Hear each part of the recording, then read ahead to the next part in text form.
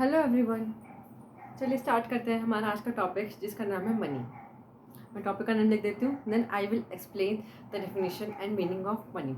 Money जो है हमारा मैक्रो इकोनॉमिक्स का पार्ट है। देखिए इस चैनल पे जो आपको मिलने वाले हैं, हेलो एवरीवन, कैसे हैं आप सब? आई होप आप सब बहुत अच्छा होगा, अच्छे से अपनी स्टडीज़ कर होंगे। इस चैनल पे आपको जो वीडियोस मिलेंगी वो हमेशा ही लगातार ही कॉमर्स से रिलेटेड सब्जेक्ट्स ही मिलेंगे।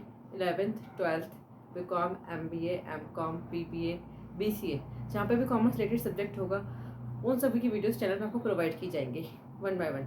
First of all we will cover from 11th से हम शुरू करेंगे अपने कॉमर्स के सब्जेक्ट को, जिसमें हम कॉमर्स के जो हमारे इको है उसको खत्म करेंगे सबसे पहले। देन हम उसके बाद अकाउंट पे शिफ्ट करेंगे, देन BST, फिर हम BCom के अपने सारे सब्जेक्ट धीरे धीरे कवर करेंगे। Then we will go for MBA subject, या फिर आप बोल सकते हैं MCom कंप्यूटर सब्जेक्ट, क्योंकि दोनों के ही, अगर हम MBA फाइनेंस की बात करें या फिर MCom की बात करें, दोनों के सब्जेक्ट बिल्कुल ही सिमिलर होते हैं। चलिए स्टार्ट करते हैं हमारे आज के सेशन को, जिसमें हम पढ़ने वाले हैं money.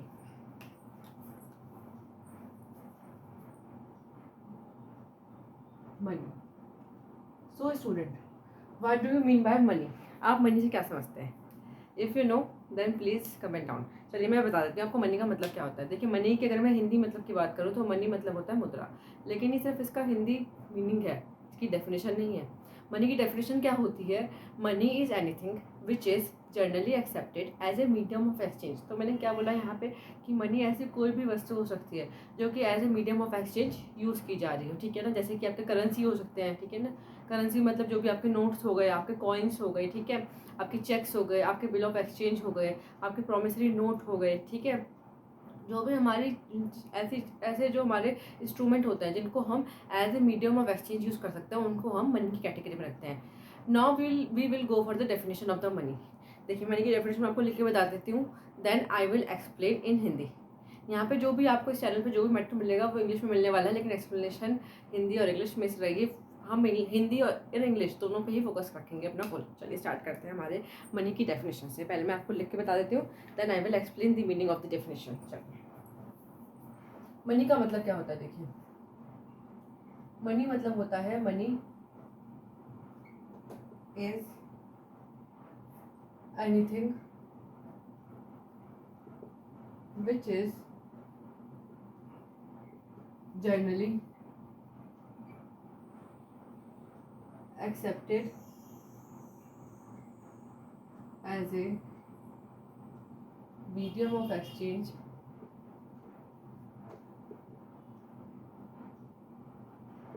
measurement of value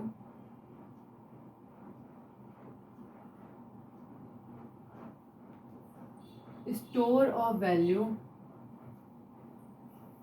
and आपका हो सकता है स्टैंडर्ड ऑफ डिफर्ड पेमेंट। चलिए पहले मैं उसको एक्सप्लेन कर देती हूँ, then I will give the example of the each concept. Deferred payment, चलिए स्टार्ट करते हैं बच्चों।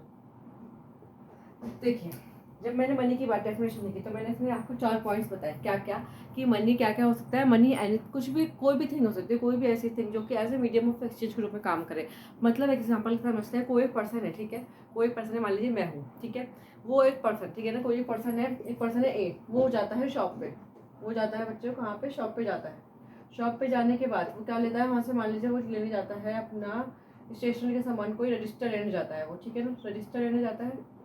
अब रजिस्टर उसे फ्री में तो मिलेगा नहीं, उसके लिए उसे कोई ना कोई मनी की ट्रांजैक्शन करनी पड़ेगी किसी भी फॉर्म में, या तो उसे करेंसी देना पड़ेगा या कॉइन देना पड़ेगा, ठीक है ना। तो जब वो ट्रांजेक्शन करेगा, जैसे वो ट्रांजेक्शन करता है तो वो हमारा मनी कैटेगरी में पहुंच जाएगा। वो चीज़ हमारी, जिस भी चीज़ को वो एज ए मनी के ट्रांजेक्शन के रूप में यूज़ करेगा, चाहे वो करेंसी दे उस शॉपकीपर को, या फिर वो कॉइन दे, या फिर मान लीजिए यहाँ पे कोई बड़ी ट्रांजेक्शन होती है। यहाँ पे हम एक ही बात नहीं कर रहे हैं, यहाँ पे हम शॉप की बात नहीं कर रहे हैं, हम बात कर रहे हैं यहाँ पे बिजनेसमैन की।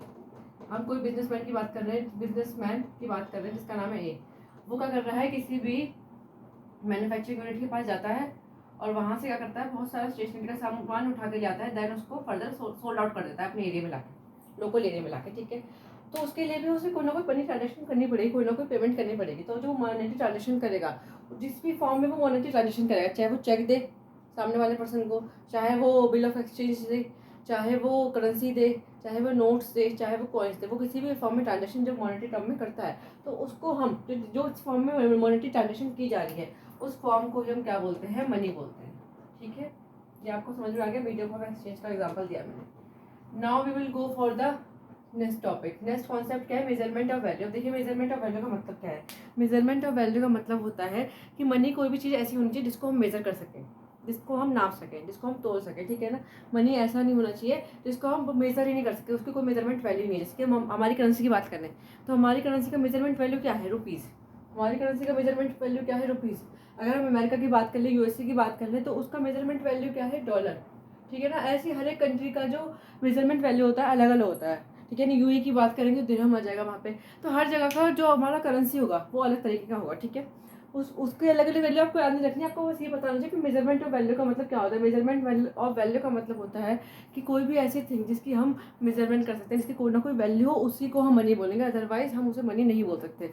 इन कंडीशंस को फॉलो करना पड़ेगा, इन 4 कंडीशन को, तभी वो चीज़ मनी कहलाएगी, अदरवाइज वो चीज़ मनी नहीं करेगी। कौन कौन सी 4 कंडीशन की हमने बात करी है? फर्स्ट तो मैंने आपको बता दिया मीडियम ऑफ एक्सचेंज।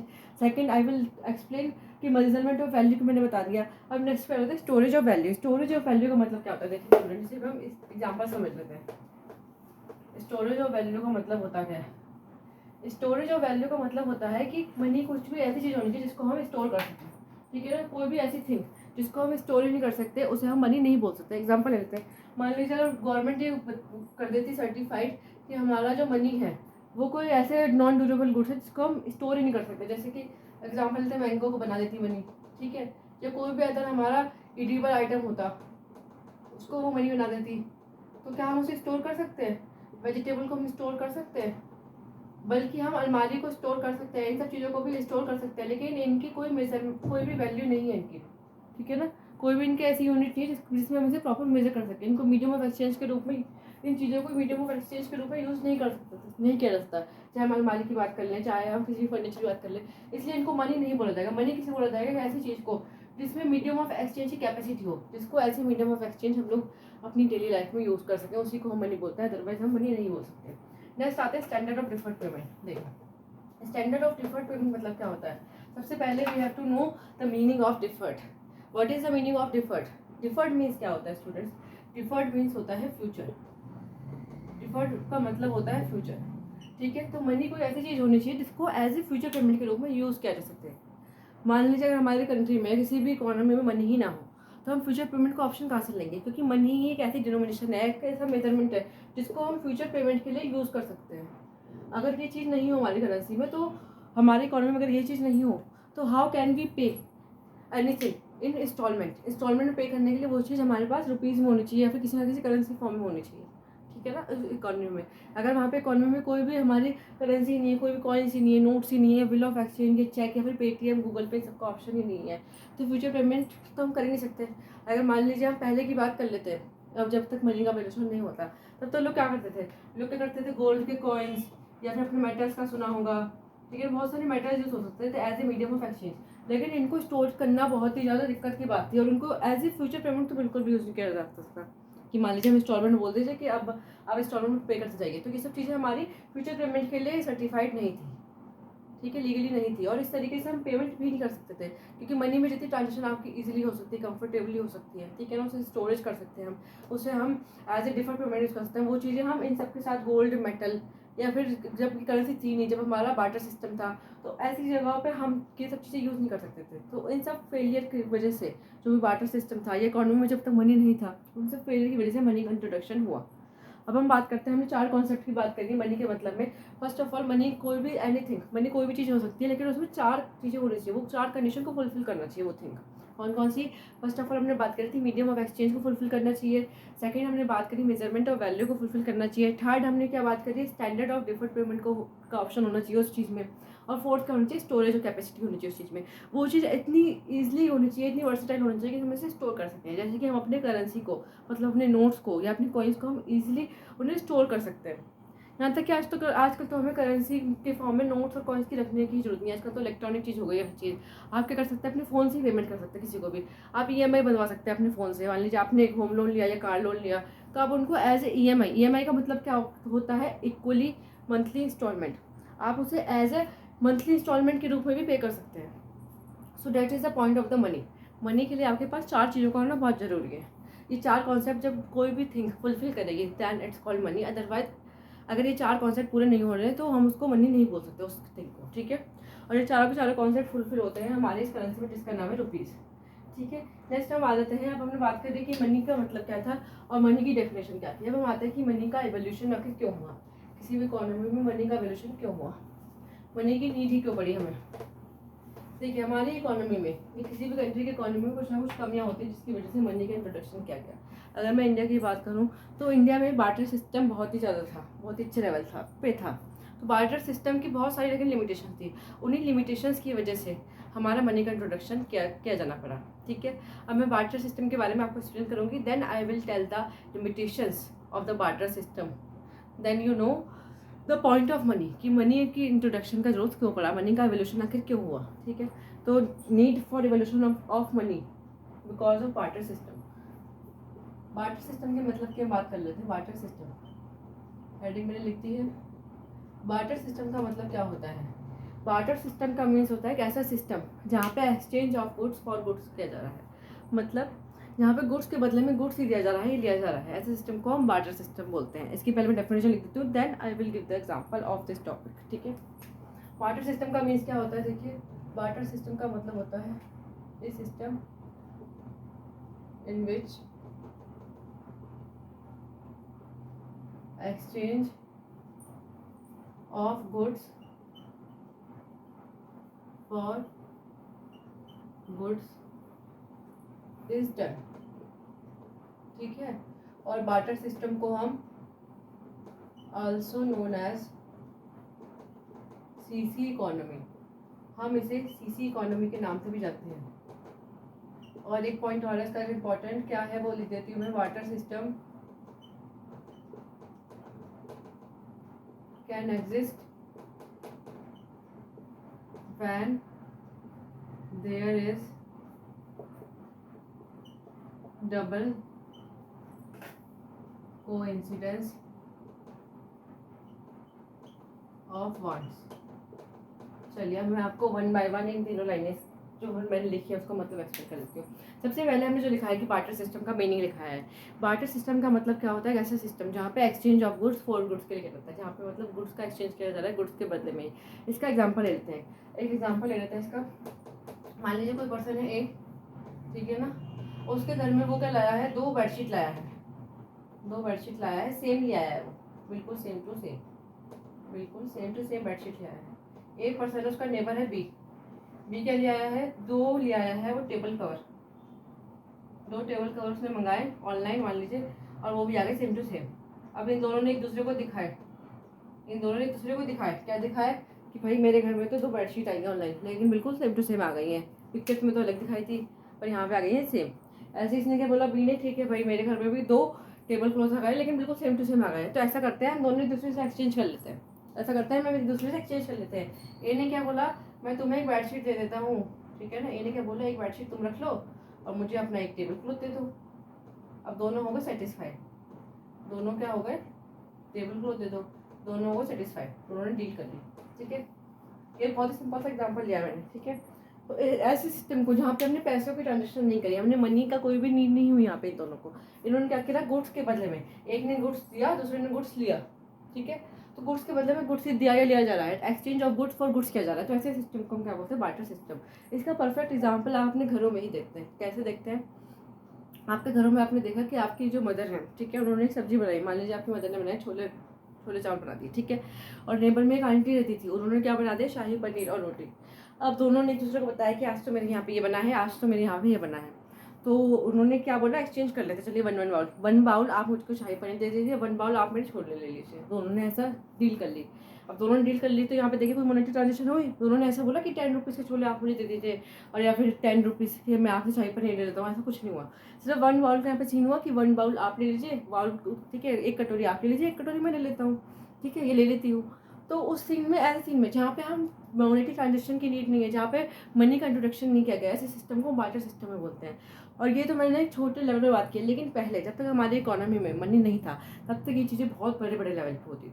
बड़े बड़े लेवल पे कैसे होती थी, मान लीजिए इसका भी एग्जाम्पल ले लेते हैं कि बिजनेसमैन कैसे डील आउट करते थे इन सब चीज़ों को, ठीक है। जब पहले ये सब चीज़ें नहीं थी तो बिजनेसमैन कैसे करते थे, मान लीजिए कोई पर्सन है, कोई फार्मर है, फार्मर क्या करता है, ए फार्मर है, उसके यहाँ पे जो खेती होती है, प्रोडक्शन जो होता है वीट का होता है उसके खेत में, ठीक है।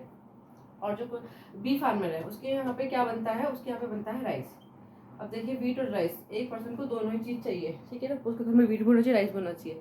तो इसने क्या बोला कि आपके यहाँ पे तो वीट कल्टीवेट हुआ है, वीट का प्रोडक्शन हुआ है, तो आप ऐसा करिए कि 10 kg बोलता है कि आप मुझे 10 kg वीट दे दीजिए, 10 किलो क्या कर दीजिए, आप मुझे वीट दे दीजिए, या मान लीजिए 100 किलो वीट दे दीजिए।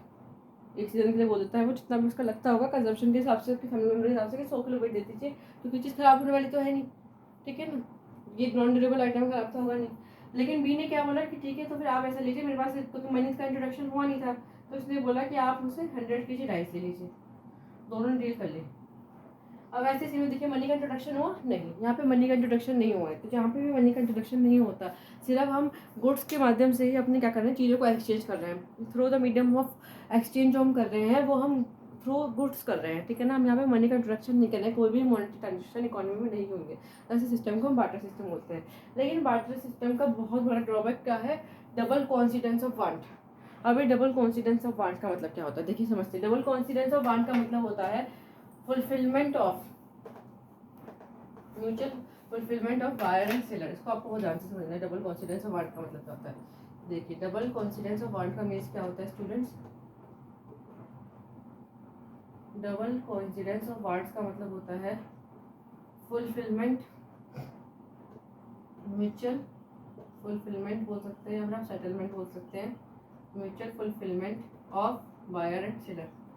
यहाँ पे ये चीज़ बहुत जरूरी है कि बायर और सेलर एक दूसरे को सेटिस्फाई करें, दोनों एक दूसरे की जो ज़रूरतें हैं, जो सेटिस्फेक्शन है, जो यूटिलिटी है, उनको सेटिस्फाई करें। अगर दोनों के पास वो चीज़ें नहीं है जो सामने वाले को चाहिए, तो यहाँ पे बार्टर सिस्टम पूरी तरीके से फेल हो जाता है। अब इससे एग्जाम्पल समझते हैं। मान लीजिए कोई पर्सन है ए क्या बनाता है, शूज़ बनाता है, शूज़ सब पहनते हैं, नाइकी शूज़ बनाता है, प्रोडक्शन करता है, ठीक है। एक पर्सन है बी, ये बिजनेसमैन बोल लीजिए, वो अपनी मैन्युफैक्चरिंग यूनिट में क्या बनाता है, वो अपनी मैन्युफैक्चरिंग यूनिट में बनाता है, वो भी मान लीजिए क्या बनाता है, शूज़ ही बनाता है, वो एडिडास के बना लेता है मान लीजिए वो।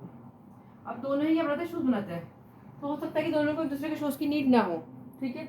अब मान लीजिए दोनों एक दूसरे के शूज़ की नीड नहीं रखते हैं, लेकिन इनको एक दूसरे से और कुछ सामान चाहिए, ठीक है ना। नाइक यहाँ पे हो गया, यहाँ पे एडिडास हो गया, लेकिन इसको भी शूज़ की नीड नहीं है, ना ही इसको शूज़ की नीड है, तो यहाँ पे म्यूचुअल फुलफिलमेंट पूरा नहीं हो पाएगा। मतलब दोनों को एक दूसरे के शूज़ की नीड नहीं है, तो ये म्यूचुअल फुलफिलमेंट पूरा नहीं हो पाएगा, तो यहाँ पे बार्टर सिस्टम हमारा फेल हो गया है। इसका एक एग्जाम्पल बता सकती हूँ, एक सिंपल सा, जैसे कि एक पर्सन है, एक पर्सन के पास क्या है, एक काव है, एक पर्सन ए है, उसके पास क्या है, काव है, या फिर आप मान लीजिए डॉग है। दूसरे पर्सन की क्या है, आप मान लीजिए गोल्ड की शॉप है, डायमंड की शॉप है, उसके पास है डायमंड।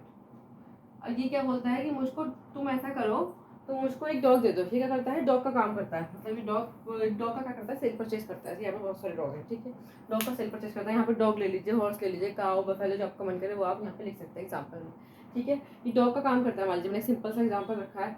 अब ये क्या करता है, डायमंड में डील करता है, ये सुनार है, ठीक है ना, ज्वेलरी काम करता है ये भी। अब इसने क्या बोला, डॉग वाले ने, इसने बोला कि मुझे, बी ने क्या बोला कि मुझे भी डॉग लेने तुमसे, ठीक है। यहाँ पे अब तक इकोनॉमी में मान के चल रहे हैं कि मनी का इंट्रोडक्शन नहीं हुआ है, हमें डॉग का रेट नहीं पता है कितना चल रहा है, 10,000 11,000 कुछ नहीं पता, कि मनी का इंट्रोडक्शन ही नहीं हुआ है। तो ये क्या बोलता है ऐसे कि तुम मुझे ऐसा करो, मुझे एक डॉग दे दो अपना, ठीक है ना।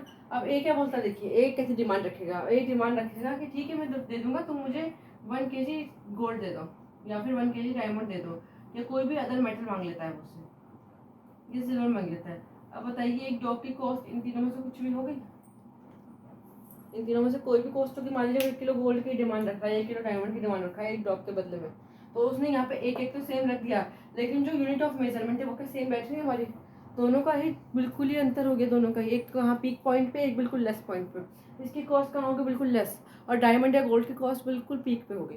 तो ऐसे केसेस में हमारा बार्टर सिस्टम पूरी तरीके से फेल हो गया, जहाँ पे जो बायर और सेलर है, ठीक है ना, यहाँ पे ए क्या है, बायर, या फिर मान लीजिए बी क्या है, बायर, और ये क्या है, सेलर, तो दोनों ही एक दूसरे के जो म्यूचुअल फुलफिलमेंट है, ये म्यूचुअल सेटलमेंट है, उसको फुलफिल नहीं कर पा रहे हैं, दोनों एक दूसरे की नीड को फुलफिल नहीं कर पा रहे हैं। बी को तो चाहिए कि उसे डॉग मिल जाए, लेकिन ए को चाहिए कि उसे डायमंड मिल जाए, उसे 1 किलो, या फिर 1 किलो उसे गोल्ड मिल जाए, तो ये चीज़ें पॉसिबल नहीं है। तो ऐसे जब सीन होने शुरू हो गए थे, या फिर इसका परफेक्ट एग्जाम्पल आपने पुराने ज़माने में देखा होगा कि लोग क्या करते थे, अपनी ज़मीन क्या करते थे, गिरवी रख देते थे, किस लिए, कि उन्हें अपने बच्चों की पढ़ाई करानी है, या बेटे की शादी करानी है, ठीक है, अपने बेटे की पढ़ाई करानी है, एजुकेशन करानी है शहर में, तो वो क्या करते थे, अपनी ज़मीन को गिरवी रख देते थे। तो जमींदार लोग क्या करते थे ऐसी चीज़ में, उन्हें उस टाइम पे जितने पैसों की जरूरत है, उनके मान लीजिए 5 लाख की जरूरत है, उनकी ज़मीन का रेट कितना है 20 लाख है, उनको कितने की जरूरत है 5 लाख की जरूरत है।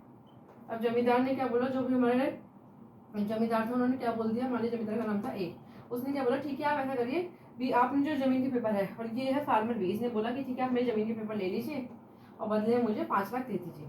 ठीक है, अब मैंने बोला ठीक है मैं 5 लाख देता हूँ, आप मुझे ज़मीन के पेपर गिरवी रख के दे दीजिए। अब इसने बोला ठीक है तुम्हें ये पेपर तो गिरवी रखने ही रखने हैं, प्लस तुम्हें कुछ ना कुछ इंटरेस्ट भी देना है, और अगर तुम नहीं दे पाए इतने सालों में, उसके ऊपर कोई ना कोई बाउंडेशन लगा देगा कि आप 2 साल में पे करिए 5 लाख को, 4 साल में पे करिए, ऐसी बाउंडेशन लगा देगा जिसमें फुलफिल नहीं कर पाए। अगर आप इसे फुलफिल नहीं कर पाए तो मैं क्या करूँगा, आपकी जो ज़मीन है उसको आपको मुझे देना पड़ेगा, ऐसी कंडीशन लगा देते थे वो लोग।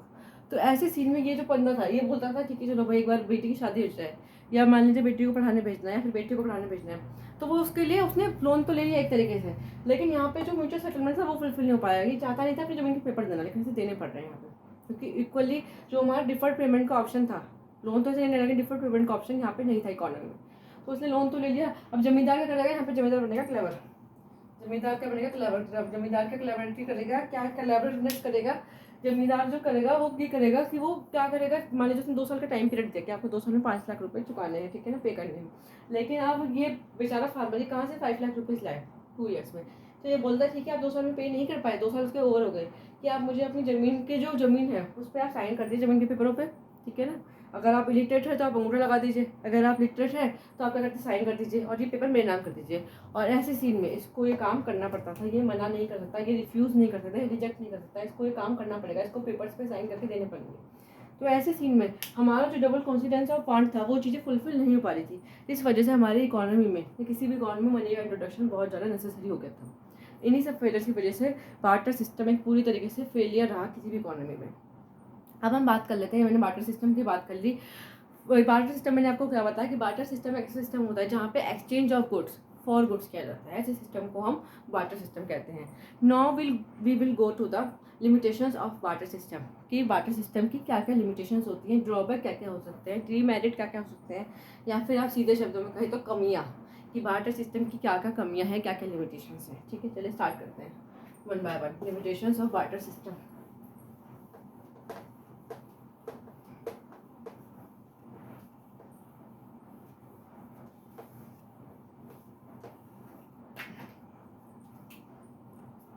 मैं पहले हेडिंग लिख देती हूँ, then I will explain each heading with example. Limitations of barter system. देखिए बार्टर सिस्टम की सबसे बड़ी लिमिटेशन या ड्रॉबैक या बोल लीजिए डीमेरिट या फिर कमियां बोल सकते हैं, ठीक है, हिंदी में बात करना चाहें तो। ठीक है, लिमिटेशन क्या क्या है बार्टर सिस्टम की। अगर मैं लिमिटेशंस की बात करूँ स्टूडेंट्स बार्टर सिस्टम की, तो पहली लिमिटेशन तो यही थी, lack of double coincidence of fund. यहाँ पर double coincidence of fund fulfil नहीं हो पा रहा था, म्यूचुअल सेटलमेंट नहीं हो पा रही थी बायर और सेलर की। ठीक है ना, बायर और सेलर एक दूसरे से जो चाहते थे वो नहीं मिल पा रहा था। ठीक है ना कोई ऐसी डिमांड रख रहा था बायर जो सेलर था जिसको बायर फुलफिल नहीं कर सकता है। ठीक है ना, वो उससे गोल्ड मांग रहा था उसके बदले में, या फिर कुछ भी इलीगल काम कराना चाहता था, या फिर उसकी ज़मीन के पेपर मांग रहा था, तो ऐसे सीन में, या फिर उसके घर के पेपर मांग रहा था, या फिर कार के पेपर मांग रहा था। तो ऐसे सीन में हमारा जो बार्टर सिस्टम है पूरी तरीके से फेलियर रहा है। इसका मैं एग्जाम्पल आपको दे चुकी हूँ बहुत अच्छा। अब हम नेक्स्ट पे आते हैं। नेक्स्ट पॉइंट क्या है, लैक ऑफ स्टोर वैल्यू। अब देखिए बार्टर सिस्टम में जब हमारे पास कोई भी इकोनॉमी में कोई भी बनी ही नहीं है, कोई भी ट्रांजेक्शन मॉनेटरी ही नहीं हो रही, तो उस चीज़ को हम स्टोर कैसे करें। मान लीजिए कोई पर्सन है एक इस चीज़ की फार्मिंग करता है टमाटो की, या आप तो सीजन में हमारा क्या चल रहा है मैंगो, ठीक है ना, मैंगो की फार्मिंग कर रहा है, ये टमाटोज की फार्मिंग कर रहा है। अब बी जो कर रहा है वो किसकी फार्मिंग कर रहा है, मान लीजिए कि वीट की फार्मिंग कर रहा है, ये तो नॉर्मल प्रोडक्ट कर रहा है, कि तो पूरे साल अपने पास रखेंगे तब भी जल्दी से खराब नहीं होगा। ठीक है, अब ये से क्या बोलता है कि आप ऐसा करें कि मुझको बी से बोलता है, ये बोलता है कि मुझे आप दे दीजिए 100 kg वीट, 100 kg वीट दे दीजिए मेरे को। ये क्या बोलता है, आप मुझे 100 kg वीट दे दीजिए। लेकिन बी क्या बोलता है, ठीक है मैं दे दूंगा, लेकिन उसके बदले में तुम मुझे क्या दोगे। ये बोलता है मेरे पास तो मैंगो ही उगते हैं, मेरा जो प्रोडक्शन है वो तो मैंगोज का ही है, मेरा जो फार्मिंग यूनिट है उसमें तो मैंगो ही बन रहे हैं। तो ये बोलता है कि ठीक है मेरे से मैंगो ले लीजिए 100 kg। अब इसने 100 का तो रेशियो इक्वल कर दिया, लेकिन अब इसमें देखिए प्रॉब्लम तो क्या आएगी। इसमें सबसे बड़ी प्रॉब्लम तो ये है कि 100 kg को मैंगो को स्टोर कैसे करें। ठीक है, आप फ्रिज में या बड़े बड़े अनाज मंडियों में भी इतनी बड़ी क्वांटिटी को स्टोर नहीं कर सकते। और यहाँ पे तो मैं सिंपल फार्मर की बात कर रहे हैं, फार्मर के पास इतना बड़ा फ्रिज, इतनी बड़ी फैसिलिटी कहाँ से गई कि वो 100 kg मैंगो को स्टोर कर ले, और वो कंजम्पशन कितना ही कर लेगा। ठीक है, कितनी भी बड़ी फैमिली हो, आप एक दिन में 2 या 3 या मैक्सिमम 3 kg से ज़्यादा या 4 kg से ज़्यादा मैंगोज नहीं खा सकते। अगर मान लीजिए आपकी फैमिली मेम्बर में, फार्मर की बात करें, फैमिली में 10 से 20 लोग भी, तब भी आप 5 kg से ज़्यादा मैंगो नहीं कर सकते। तो 5 kg के हिसाब से भी आप देख लीजिए, फिर 1 kg, टू में नॉर्मल पीपल की बात करती हूँ। मान लीजिए फैमिली में 5 मेंबर है, ठीक है, तो 5 मेंबर है तो एक दिन में कितना ही खा लेंगे, 2 किलो खा लेंगे, तो 50 डेज में जाकर उनके मैंगोज खत्म होंगे। तो बताइए ड्यूरेबिलिटी है यहाँ पे, ये ड्यूरेबल गुड्स होगा हमारा मैंगो नहीं, मैंगो को हम स्टोर नहीं कर सकते। तो एज ए सीन हमारा बार्टर सिस्टम फेल हो गया, जहाँ पे स्टोरेज नहीं कर सकते किसी चीज़ को। ये तो स्टोर कर लेगा, लेकिन हर एक का फार्मिंग का या हर एक प्रोडक्शन यूनिट का ये प्रोडक्ट हो, ये जरूरी नहीं है। कोई ऐसा फार्मर है जिसके पास बफेलो है, ठीक है ना, वो डेयरी प्रोडक्ट बनाता है, तो वो डेयरी प्रोडक्ट को ज़्यादा दिन के लिए स्टोर नहीं कर सकता। वो किसी और को अगर सोल्ड आउट करेगा ज़्यादा, 100 किलो पनीर, या फिर हम मान लीजिए 100 किलो दूध, तो वो 100 किलो दूध को या 100 किलो पनीर को स्टोरेज नहीं कर सकते। तो ऐसी चीज़ में हमारा बार्टर सिस्टम पूरी तरीके से फेलियर हो गया, जहाँ पे हम बार्टर सिस्टम को, हम जो भी हम चीज़ में ट्रांसफर करेंगे उसको हम क्या कर सकते हैं, स्टोरेज वैल्यू नहीं हो सकती, उस चीज़ को हम स्टोर नहीं कर सकते। Now we come to the third point. इसमें क्या है हमारा, lack of measurement of value. इसका मतलब क्या है students, lack of measurement of value का मतलब क्या है कि हम बार्टर सिस्टम में किसी भी वैल्यू को स्टोर नहीं कर सकते, मतलब उसको मेजर नहीं कर सकते। बार्टर सिस्टम में मान लीजिए हमने गोल्ड का लेन देन करा, या फिर हमने गोल्ड की ट्रांजेक्शन करी, या फिर मैंने जो भी एग्जांपल दिया था कि गोल्ड के बदले में कोई एक डॉग दे रहा है, तो वहाँ पे आप उस चीज़ को मेजर कैसे करेंगे कि एक डॉग की वैल्यू क्या है, या फिर 1 किलो गोल्ड की वैल्यू क्या है, वहाँ पे हम मेजरमेंट नहीं कर पा रहे हैं। तो इसलिए बार्टर सिस्टम कहीं ना कहीं हमारे जो इकोनॉमी से है बाहर होने के लायक ही था, और इसी वजह से ये इकोनॉमी से बाहर गया है। अभी भी बार्टर सिस्टम आप देखेंगे यूज़ होता है यूजुअली इकोनॉमी में, लेकिन बहुत ही लो स्केल पे, बहुत ही मतलब घर टू घर, या फिर मान लीजिए बहुत ही कम, बहुत ही छोटे पैमाने पे यूज़ होता है। ये बड़े मतलब जो हमारे लार्ज स्केल इंडस्ट्री होती है ना, बिजनेस यूनिट, वहाँ पर ये चीज़ें यूज़ नहीं हो सकती। बार्टर सिस्टम लार्ज स्केल जो इंडस्ट्री है हमारी, लार्ज स्केल इंडस्ट्री जो है, ठीक है ना, कंपनी से बड़ी बड़ी, वहाँ पे ये पूरी तरीके से फेलियर है बार्टर सिस्टम हमारा। ठीक है, now we move on to the fourth point. Fourth point क्या है, बार्टर सिस्टम की चौथी कमी क्या है, lack of standard of deferred payment. ये मैंने आपको बता दिया कि बार्टर सिस्टम में हम डिफर्ड पेमेंट मतलब क्या होता है, फ्यूचर पेमेंट। बार्टर सिस्टम में हम फ्यूचर पेमेंट नहीं कर सकते हैं, यहाँ पे हमारे पास फ्यूचर पेमेंट का ऑप्शन ही नहीं है, क्योंकि यहाँ पे हमारे पास कोई भी ऐसा डिनोमिनेशन ही नहीं है, ऐसी कोई करेंसी नहीं है जिसको एज ए हम फ्यूचर पेमेंट यूज़ कर पाए, हम EMI के रूप में यूज़ कर पाए इस चीज़ को। तो बार्टर सिस्टम यहाँ पे हमारा पूरी तरीके से फेलियर रहा है। चलिए अब हम बात कर लेते हैं, यहाँ पे हमने बार्टर सिस्टम की बात करी है, और यहाँ पे हमने बार्टर सिस्टम की लिमिटेशंस की बात करी है। लिमिटेशंस में हमने क्या क्या सीखा कि बार्टर सिस्टम की 4 तरीके की लिमिटेशंस होती है। कौन कौन सी, एक तो हमारी है स्टैंडर्ड ऑफ डिफर्ड पेमेंट, दूसरी क्या है स्टोरेज ऑफ वैल्यू, तीसरी क्या है मेजरमेंट ऑफ वैल्यू, और सबसे बड़ी लिमिटेशन क्या है double coincidence of wants. Double of coincidence of wants का मतलब आपको हमेशा याद रखना है, यहाँ पे म्यूचुअल फुलफिलमेंट और बायर एंड सेलर नहीं हो पा रही, जिसकी वजह से ही बार्टर सिस्टम हमारी इकोनॉमी से बाहर हो गया है, हमारी क्या ऑल ओवर वर्ल्ड की इकोनॉमी से बाहर हो चुका है। ये अभी भी होता है लेकिन बहुत ही लो स्केल पर, ठीक है ना, बहुत ही स्मॉल साइज काम पे होता है, ठीक है ना। बिजनेस में तो ये हो ही नहीं सकता, घर घर में हो सकता है, या फिर किसी ऐसी जगह पर हो सकता है जहाँ पे आप मनी का लेन देन नहीं करना आपको, ठीक है ना, आप अवॉइड कर रहे हो उस चीज़ को, तो वहाँ पे हो सकता है। लेकिन अगर आपको बिजनेस खुद करना है, मेनली हम इको की बात करें तो इको में बिजनेस की रिलेटेड टर्म्स की बात करेंगे, तो बिजनेस की बात करेंगे तो बिजनेस में ये चीज़ें पॉसिबल नहीं है।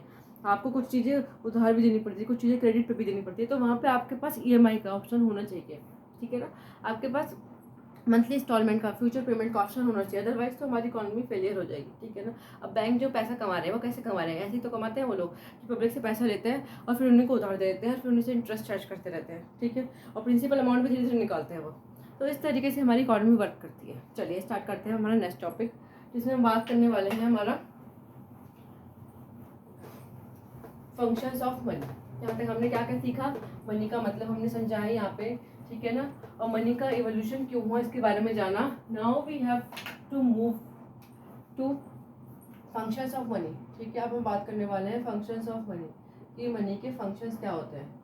ऑलराइट, अगर मैं फंक्शंस ऑफ मनी की बात करूं, then there are 2 major functions of money, that is primary function and secondary function.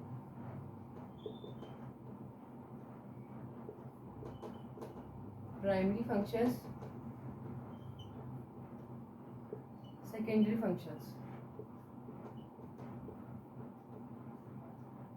Primary function क्या क्या होते हैं मनी के? There are two primary functions of money, that is medium of exchange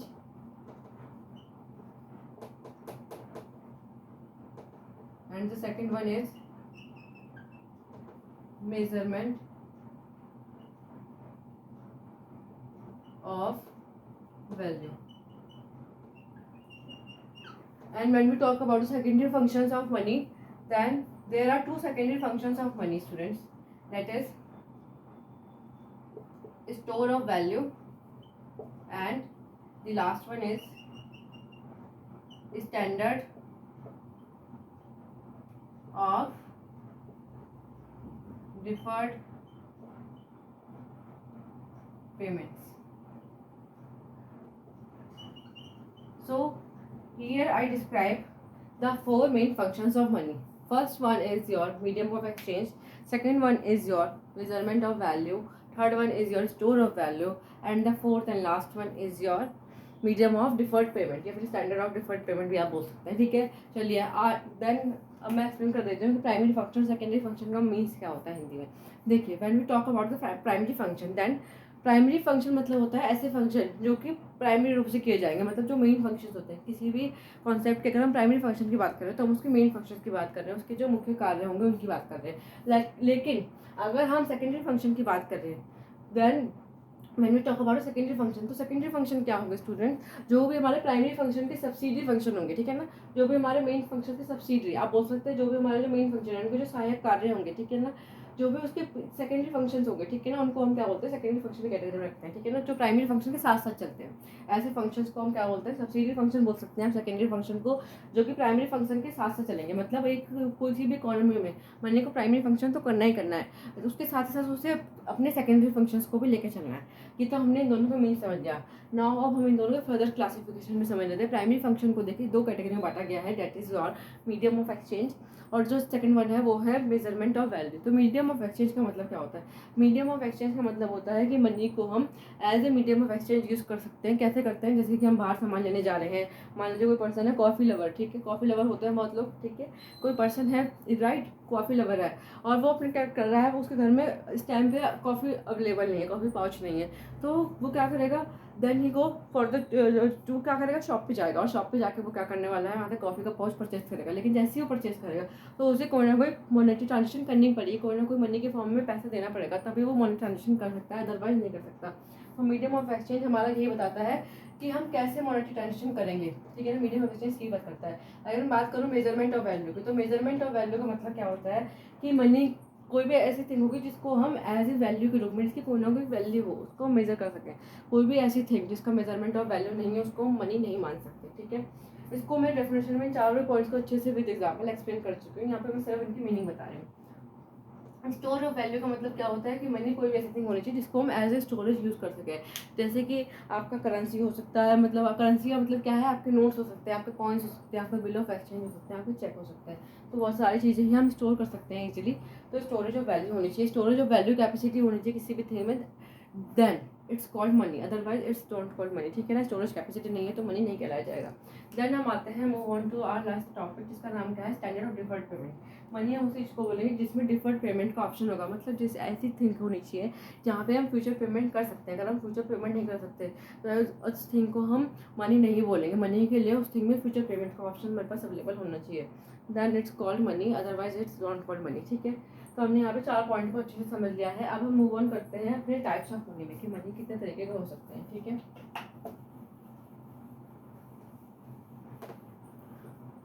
हम क्या बात करते हैं? देखिए, मनी के जो टाइप्स होते हैं वो भी 2 तरीके के होते हैं और उनका सब डिवाइडेशन भी 2 ही प्रकार का होता है, 2 ही तरीके का होता है. चलिए बात करते हैं वन बाय वन इस टॉपिक के बारे में. When we talk about the types of money,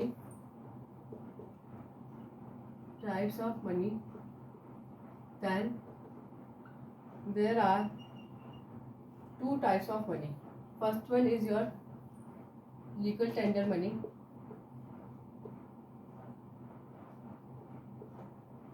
Second one is your optional money. So what is अच्छा पहले इसके सब डिविजन बता देते हैं, then I will explain. Legal tender money जो होते हैं हमारे फर्दर 2 पार्ट में डिवाइड हो जाते हैं। कौन कौन से हो सकते हैं हमारे, जो भी हमारी करेंसी होंगे, जो भी हमारे कॉइन्स होंगे, यूजुअली आप कह सकते हैं कि जो भी हमारे कॉइन्स होंगे, नोट्स होंगे, उनको हम लीगल टेंडर मनी कैटेगरी में रखते हैं। जो भी कॉइन्स हैं या फिर नोट्स हैं उनको हम लीगल टेंडर मनी बोल सकते हैं, ठीक है ना। ऑप्शनल मनी कौन कौन से हो सकते हैं हमारे, यूजुअली हमारे होते हैं 2 तरीके के, बिल ऑफ एक्सचेंज एंड आपका हो सकता है चेक, ठीक है। अब मैं इनको एक्सप्लेन कर देती हूँ। When we talk about the types of money, so we can say that there are 2 types of money. First one is your legal tender money, second one is your optional money. When we talk about the legal tender money, so legal tender money is of 2 types, ठीक है। या फिर आप बोल सकते हैं legal tender money is further divided into 2 types. कौन कौन से 2 टाइप्स की बात कर रहे हैं हम, एक तो कॉइन्स और नोट्स। देखिए आपको पता है कि लीगल टेंडर मनी का मतलब क्या होता है, ऐसा मनी। देखिए इसका जो नाम है उसी में इसका मीनिंग छुपा है, ये जो टर्म है इसी में ही इसका मीनिंग है। क्या, एक ऐसा मनी जो कि लीगल टेंडर होके आया है, ऐसा मनी जो कि लीगली है, ठीक है ना, जो कि लीगल है और टेंडर होके आया है। लीगल टेंडर मतलब क्या होता है, ऐसा मनी जो कि गवर्नमेंट ने इशू करा है, ठीक है ना। और देखिए जो गवर्नमेंट होती है वो हमारा क्या करती है, आरबीआई के साथ मिलकर पैसे इशू कर सकती है। करेंसी जो हमारी होती है, नोट्स जो होती है मेनली, वो गवर्नमेंट का करती है, खुद इशू नहीं करती है, वो आरबीआई के थ्रू हमारे जो होते हैं नोट्स इशू होते हैं। आरबीआई का काम होता है नोट्स को इशू करना। लेकिन ऑब्वियसली जब भी कंट्री में हमें मनी सप्लाई करनी है, ठीक है ना, कंट्री में मनी का इंट्रोडक्शन करना है, ठीक है ना, नोट्स छापने हैं, तो उसके लिए हमें गवर्नमेंट से रील आउट करना ही पड़ेगा। आरबीआई को सेंट्रल गवर्नमेंट से परमिशन लेनी ही पड़ेगी, ठीक है ना। उसे रीजन देने पड़ेंगे ऑब्वियसली कि मनी में हमारी कंट्री में मनी सप्लाई की क्यों नीड है और हमें कितनी मनी सप्लाई करनी है। वो सब चीज़ें हमारी कमेटी के थ्रू बैठ के, कमेटी बैठेगी पूरी उससे डिसाइड होगा कि हमें किस तरीके से अपने प्रोसीजर को आगे लेके जाना है। तो कोई भी मनी, ठीक है ना, चाहे वो कॉइन्स के फॉर्म में हो, नोट्स के फॉर्म में, वो लीगल होना चाहिए। लीगल कैसे बनेगा वो, एक तो वो आरबीआई से ऑथराइज होना चाहिए वो चीज़ें, ठीक है, प्लस हमारा जो सेंट्रल गवर्नमेंट है उसके द्वारा ऑथराइज होना चाहिए। अब जब मैं करेंसी देखिए अब 2 तरीके की हो सकती है, एक तो आपका हो सकता है कॉइन्स और सेकंड हो सकता है आपका नोट। अगर मैं कॉइन्स की बात करूँगी तो कॉइन्स आपको पता है जो 5 रुपये से कम के हमारे सिक्के होते हैं जितने भी, ठीक है ना, और 5 रुपये से कम के ऑब्वियसली नोट भी जो होते हैं हमारे, और जो सिक्के होते हैं सारे के सारे सिक्के, देखिए सारे हमारे सेंट्रल गवर्नमेंट के थ्रू बनते हैं। सेंट्रल गवर्नमेंट कैसे बनवाती है, उसे मिंट के थ्रू बनवाती है। मिंट मीन्स क्या होता है, टकसाल के थ्रू हमारे जो सिक्के हैं वो बनाए जाते हैं, ठीक है ना। लेकिन अगर when we talk about the notes, ठीक है, तो नोट जो हमारे 100 का नोट है, 200 का नोट है, या 500 का नोट है, 10 का नोट, 20 का नोट, 50 का नोट, जितना भी आप 5 रुपीज़ से अबव के नोट जितने हैं वो सारे के सारे ही आरबीआई इशू करती है। आरबीआई का मीन्स मैं बता देती हूँ आपका, आरबीआई है हमारे इंडिया का सेंट्रल बैंक, जिसे रिजर्व बैंक ऑफ इंडिया बोलते हैं, ठीक है। अब हम बात कर लेते हैं कि नोट्स कौन इशू करता है। तो नोट्स हमारा आरबीआई ऑब्वियसली इशू करता है, लेकिन उसके लिए भी पूरी की पूरी इसका एक प्रोसीजर होता है, पूरी कमेटी बिठाई जाती है, सेंट्रल गवर्नमेंट, आरबीआई और हमारे जो अदर बैंक्स हैं कि मनी सप्लाई की क्या नीड है, अदर जो बड़े बड़े ऑफिसर्स हैं उनके द्वारा डील आउट करके ही ये प्रोसीजर आगे बढ़ता है हमारा। तो हमने बात करें कि जो मनी लीगली टेंडर होकर आएगा, ठीक है ना, लीगली जो मनी लीगल हो गए और वो भी प्रॉपर उसमें कुछ ना कुछ ऐसा साइन होगा जिससे उसकी लीगैलिटी का पता चलता है। जैसे कि अगर हम नोट्स की बात करें, अगर हम 100 का नोट देते हैं, 200 का नोट देते हैं, तो वहाँ पे आपको गवर्नर ऑफ आरबीआई की साइन मिल जाते हैं, ठीक है ना। कोई ना कोई सेंट्रल गवर्नमेंट के अपने पॉइंट्स की बात करते हैं तो सेंट्रल गवर्नमेंट की स्टैंप या कुछ ना कुछ ऐसी चीज़ मिल जाती है जिससे आपको पता चलता है कि वो चीज़ लीगल है हमारे पास, ठीक है। तो इसलिए हम इसको लीगल टेंडर मनी बोलते हैं।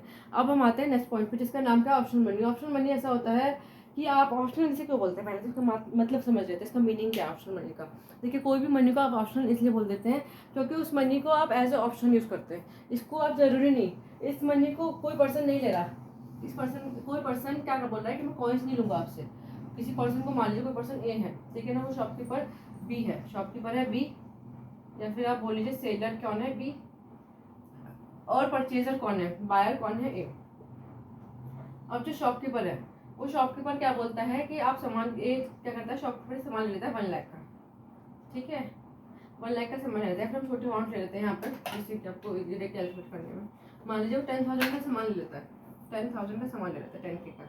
अब बी क्या बोलता है, सेलर बोलता है कि ठीक है आप पैसे दे दीजिए मुझे, लेकिन जो पैसे आप देंगे वो ना तो आप चेक। अब बायर क्या बोलता है, बायर बोलता है कि 10K का सामान तो ले लेता हूँ, लेकिन जो मैं पेमेंट करूँगा वो मैं चेक के फॉर्म में करूँगा, ठीक है। या फिर मैं क्रेडिट पे ले लेता हूँ, मैं बीओई दे दूँगा, ठीक है। चेक मान लीजिए सिंपल बीओई का कॉन्सेप्ट में एक्सप्लेन करोगे, बीओई का मतलब होता क्या है, ठीक है। मान लीजिए चेक का मतलब सबको पता है, बैंक जो होती है हमारी पासबुक पे या फिर जो हमारे जो हमने बैंक अकाउंट में अपना अकाउंट खोला है तो उसके थ्रू हमें चेकबुक मिल जाती है, चाहे हमारा सेविंग अकाउंट हो, करंट अकाउंट हो, या कोई सा भी हमारा अकाउंट खोला हो तो उसमें चेकबुक मिल जाती है। हमें चेकबुक इशू कर दी जाती है कि आप चेकबुक से जब मर्जी चाहे अपना पैसा निकाल सकते हैं बैंक से, ठीक है।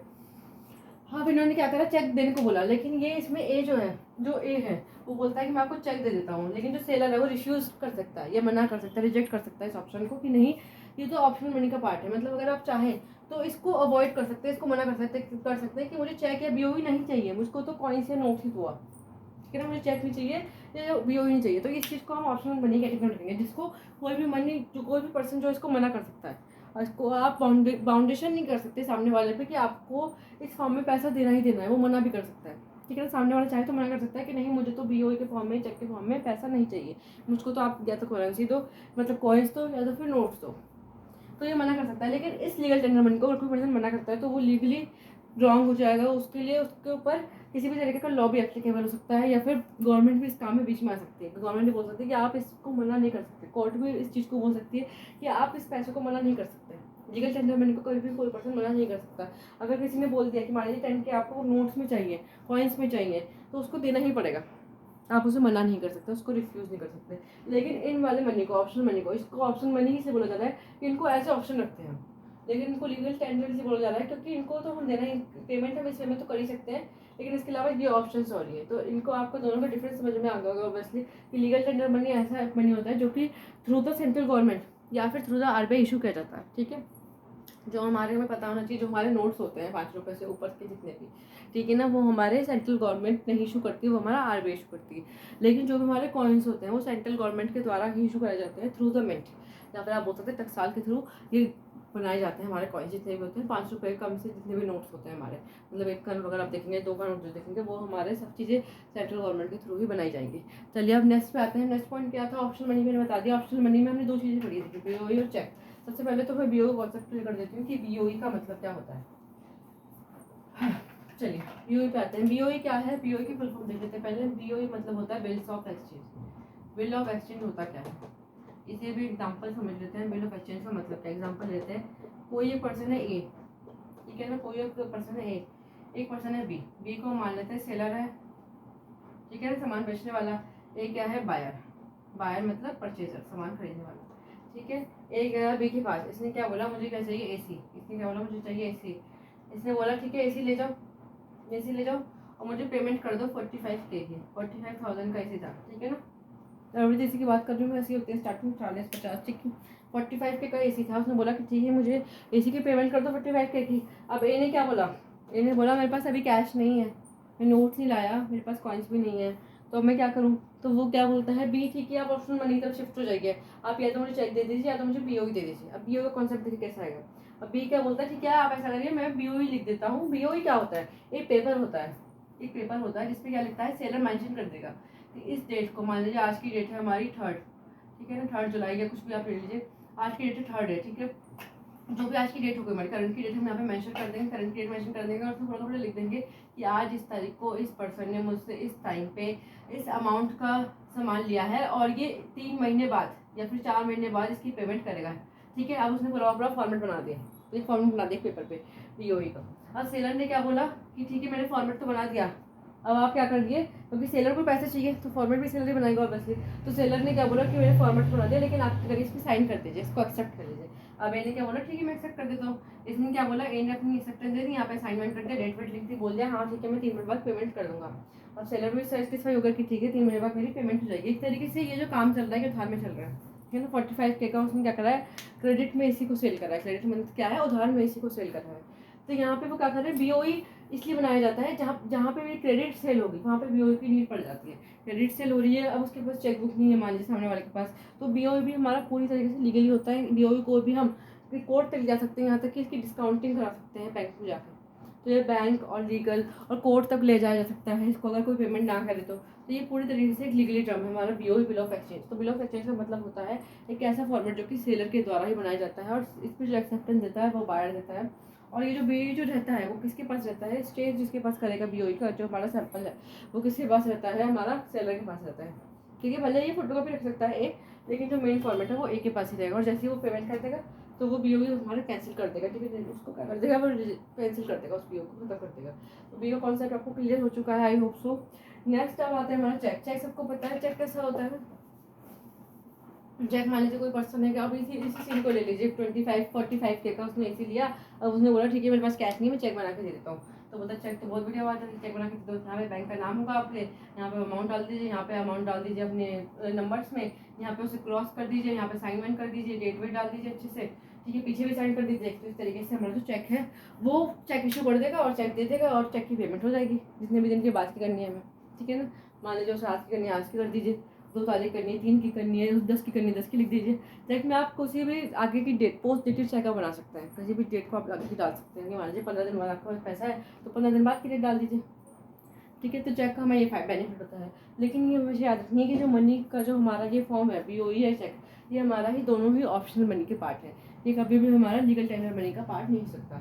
यहाँ पे हमने टाइप्स ऑफ मनी अच्छे से कवरअप कर ली है। I hope so you can understand my language and my, ठीक है, टाइप ऑफ फॉर्मा। चलिए अब स्टार्ट करते हैं। नेक्स्ट हम मूव करते हैं मेजरमेंट जो होते हैं मनी के क्या क्या हो सकते हैं, ठीक है। या फिर हमें उससे पहले समझना होगा कि मनी सप्लाई क्या होती है, तभी तो हम उसके मेजरमेंट्स की बात करेंगे मनी सप्लाई की। चलिए स्टार्ट करते हैं अपना नेक्स्ट टॉपिक जिसका नाम क्या है मनी सप्लाई।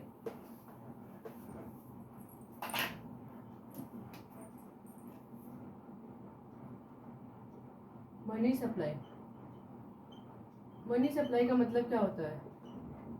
देखिए इसकी मैं नॉर्मल टर्म्स की बात कर रहा हूँ तो मनी सप्लाई का मतलब होगा हमारा, मनी सप्लाई का मतलब होगा हमारा जो भी volume of money held by public at a particular point of time, उसको हम क्या बोलते हैं? Money supply.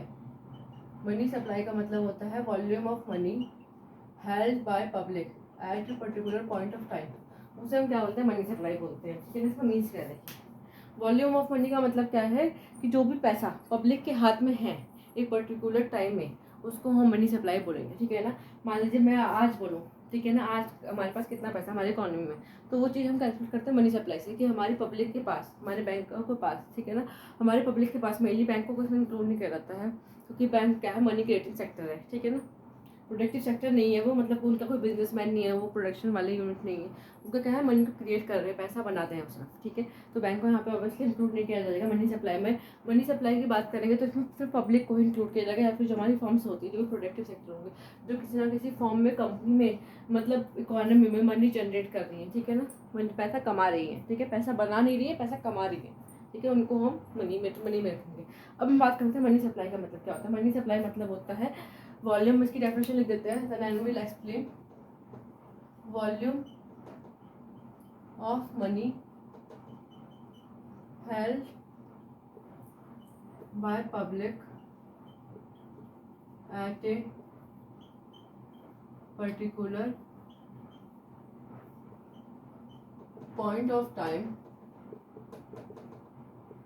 In an economy, ठीक है। इसका मतलब क्या है देखिए समझते हैं, इसके वर्ड टू वर्ड पे हम जाते हैं, ठीक है ना। वॉल्यूम ऑफ मनी का मतलब क्या होता है? मनी जो भी है हमारी इकोनॉमी में जो भी मनी है, उस मनी को हम किस तरीके से अपनी उस मनी को हम कैसे, मतलब पब्लिक के हाथ में जितना मनी होगा उसको पर्टिकुलर पॉइंट ऑफ टाइम में हम कैसे नाप सकते हैं, कैसे मेजर कर सकते हैं, वो चीज़ें मनी सप्लाई में बताई जाती है। मनी सप्लाई का मतलब है कि जो भी एक पर्टिकुलर टाइम पीरियड, मतलब आज की डेट में मान लीजिए, आज की डेट मान लीजिए 2 तारीख है, ठीक है ना, 2 जुलाई या 2 अगस्त ले लीजिए आप, 2 अगस्त 2024 आज की डेट, ठीक है। तो आज की डेट में पब्लिक के हाथ में कितना पैसा है, पब्लिक के हाथ में कितना पैसा है, ठीक है ना, उसी को हम बोलते हैं मनी सप्लाई, उसी को हम क्या बोलते हैं? मनी सप्लाई, ठीक है ना। पब्लिक के हाथ में इस टाइम पे कितना पैसा है एट द टाइम मतलब ऑन ए पर्टिकुलर डेट की बात हो, यहाँ पे पर्टिकुलर डेट में मनी पब्लिक के पास कितना पैसा है, उसी को हम क्या बोलते हैं? मनी सप्लाई बोलते हैं, ठीक है। अब मनी सप्लाई में हमें हमेशा याद रखना है कि मनी सप्लाई का कॉन्सेप्ट क्या होता है। देखिए जब हमने अगर इकोनॉमिक्स की स्टार्टिंग की बात करें तो हमें स्टार्टिंग में पढ़ा जाता है कि जो हमारा जो कॉन्सेप्ट होता है, कोई भी टॉपिक है तो उसके 2 तरीके से हमारे उस चीज़ को मेजर कर सकते हैं, किसी भी वेरिएबल को। जैसे यहाँ पे मनी सप्लाई की बात हो रही है तो मनी सप्लाई भी एक वेरिएबल है, किसी भी वेरिएबल को हम 2 चीज़ों में मेजर कर सकते हैं। कैसे? या तो हम एज ए स्टॉक मेजर कर सकते हैं या फिर हम उसे एज ए फ्लो मेजर कर सकते हैं। अब ये स्टॉक और फ्लो क्या होता है? स्टॉक मतलब होता है on a particular date, variable measures on a particular date, तो हम उसे स्टॉक बोलते हैं। और फ्लो मतलब क्या होता है? वेरिएबल मेजर्स ऑन ए, या फिर आप लिख दीजिए over a period of time, over a period of time, ऐसा मेजर, ठीक है ना, जिसको हम over a period of time measure कर सकते हैं। ऐसे वेरिएबल जिसको हम over a period of time measure कर सकते हैं, ऐसे वेरिएबल को हम फ्लो के कॉन्सेप्ट में रखते हैं। ठीक है, मतलब कि स्टॉक मतलब क्या होता है, कोई भी ऐसी चीज़ जिसको हम on a particular date measure कर सकते हैं उसे हम स्टॉक के फॉर्म में रखेंगे। इस टाइम परफेक्ट एग्जाम्पल मैं आपको दे देती हूँ, कैपिटल। देखिए कैपिटल को अगर आप देखेंगे तो कैपिटल आपको पता है बैलेंस शीट में दिखाई जाती है ऑब्वियसली लायबिलिटी साइड में, लेकिन जब हम बैलेंस शीट बनाते हैं तो आप देखिए बैलेंस शीट में हमारी पर्टिकुलर डेट को बन गई है। और जो कैपिटल है, कैपिटल को भी हम एक डेट में निकाल सकते हैं किसी पर्सन के पास। मान लीजिए मेरी बात करें तो मेरे पास एक दिन में कितनी कैपिटल है, ठीक है ना, एक पर्टिकुलर डेट में मेरे पास कितनी कैपिटल है। या फिर मान लीजिए कोई बिजनेसमैन ए है, उसके एक अकाउंटिंग ईयर में, ठीक है ना, 1 अप्रैल से 31 मार्च को वो क्लोजिंग डेट है, तो 31 मार्च को उसके पास कितनी कैपिटल है, ठीक है, तो वो कैलकुलेट कर सकता है वो। ठीक है, तो कैपिटल हमारा जो है वो स्टॉक का पार्ट होता है। इसका परफेक्ट एग्जाम्पल क्या है, स्टॉक का कैपिटल।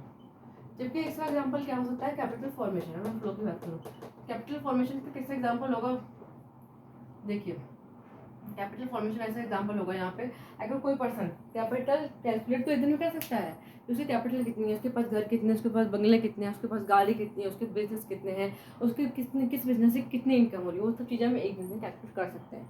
ऑब्वियसली कर सकते हैं, ठीक है ना, एक दिन में हम कैलकुलेट कर सकते हैं वो चीज़ें, क्योंकि हमारे पास ऑब्वियसली बहुत से पूरे साल में हम ITR भर रहे हैं, GST भर रहे हैं, तो हमें पता है हमारे पास सारे का सारा डाटा अवेलेबल है। वो चीज़ हम अपने आप कर सकते हैं, डाउनलोड कर सकते हैं, टैली के थ्रू हम निकाल सकते हैं। लेकिन मैं कैपिटल फॉर्मेशन की बात करूँ कि एक पर्सन ने कितने सालों में अपना बिजनेस डेवलप करा, कितने सालों में अपने बिजनेस का सेटअप करा, या कितने सालों में उसने अर्निंग शुरू करी, तो वो चीज़ें क्या होती है, कैपिटल फॉर्मेशन का पार्ट होती है। कितने सालों में हमने घर बना के तैयार करा, ठीक है, वो सब चीज़ें जो हमारी कैपिटल फॉर्मेशन का पार्ट होती है। तो कैपिटल फॉर्मेशन क्या है, over a period of time की बात होती है, जहाँ पे 1 साल 2 साल, किसी को बिजनेस सेटअप करने में 10 साल भी लग सकते हैं, 15 साल भी लग सकते हैं एक अच्छे बिजनेस सेटअप करने में, ठीक है ना। तो बिजनेस सेटअप करने में हो सकता है हमें ज़्यादा टाइम लग जाए, लेकिन अगर उसी कैपिटल की बात करें तो कैपिटल हम एक दिन में कैलकुलेट कर सकते हैं। इसका परफेक्ट एग्जांपल लेकर हो सकता है, लेकिन आप इसको लिख नहीं सकते कहीं पे। देखिए मैं एक एग्जांपल देती हूँ, आप अकाउंट्स के बच्चे हैं तो आपको समझ इजीली रिलेट कर पाएंगे। जैसे कि हम ट्रेडिंग एंड P&L अकाउंट बनाते हैं, ठीक है, हम फाइनेंशियल स्टेटमेंट की बात करें तो फाइनेंशियल स्टेटमेंट हमारी 3 चीज़ें तो पक्का ही आनी है, तो ट्रेडिंग अकाउंट, P&L अकाउंट और हमारा बैलेंस शीट। अगर मैं ट्रेडिंग एंड P&L अकाउंट की बात करूँ तो एक तरीके से वो हमारा स्टॉक का पार्ट नहीं है, फ्लो का पार्ट है, क्योंकि वो हमारा फॉर द पीरियड ऑफ, उसमें हेडिंग जो लिखी जाती है फॉर द पीरियड ऑफ लिखी जाती है। लेकिन अगर आप बैलेंस शीट को देखेंगे तो बैलेंस शीट में आप एज एट या फिर एज ऑन ऐसी चीज़ों को यूज़ करते हैं, तो वहाँ पे हम किसकी बात कर रहे हैं, स्टॉक की बात कर रहे हैं, कि वहाँ पे हम पर्टिकुलर डेट को उस चीज़ को मेजर कर रहे हैं, इसलिए हम बैलेंस शीट को स्टॉक में सकते हैं, बैलेंस शीट को हम स्टॉक में सकते हैं, जबकि ट्रेडिंग एंड P&L को हम फ्लो में रख सकते हैं। ये चीज़ आपको समझ में आई। लेकिन ये एग्जाम्पल नहीं दिखता, एग्जाम्पल जो होगा इसका ये होगा कैपिटल और कैपिटल फॉर्मेशन। या फिर अब बात कर लेते हैं, हम आ जाते हैं अपने कॉन्सेप्ट पे, जहाँ हम बात कर रहे थे मनी सप्लाई की। अगर मैं मनी सप्लाई की बात करूँ, देखिए तो मनी सप्लाई में देखिए जो आपका, अगर आप सिंपल सप्लाई की बात करेंगे तो किसी भी देश में, किसी भी कंट्री में सप्लाई कितनी है, डिमांड कितनी है, ठीक है ना, वो तो क्या है over a period of time की बात हो गई, ठीक है ना, वो हमारा क्या है over a period of time, वो चीज़ें लंबी चलती हैं।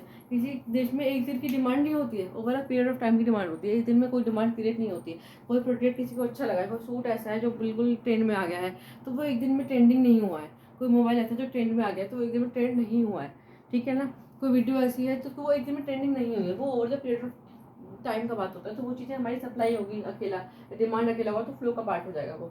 लेकिन अगर मैं सीधा मनी सप्लाई की बात करूँ, अब आ गए अपने कॉन्सेप्ट में मनी सप्लाई की अगर मैं बात करूँ स्टूडेंट, तो मनी सप्लाई जो होता है हमारा स्टॉक का पार्ट होता है, फ्लो का पार्ट नहीं होता है। क्यों ऐसा क्यों होता है, क्योंकि मनी सप्लाई जो है, मनी सप्लाई में हम चीज़ें जो करने वाले हैं कवर अप।